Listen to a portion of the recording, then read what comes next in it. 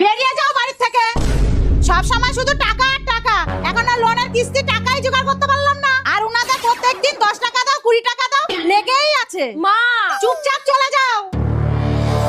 আমাদের 10 টাকা করে দিল না তো, এবার দেখ ওনার থেকে 100 টাকা নেব।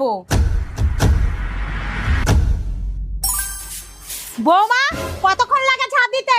যাও তাড়াতাড়ি রান্না করো। আর আপনি মাঠের গাছ থেকে কুল পেড়ে আনুন, আজকে কুলের ডাল খাবো।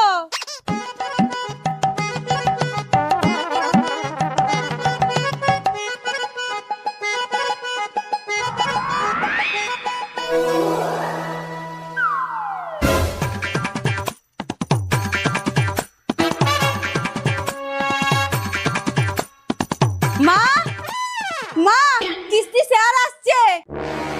এখন কি করব? টাকা তো জোগাড় হয়নি। মা, আমার কাছে একটা আইডিয়া আছে,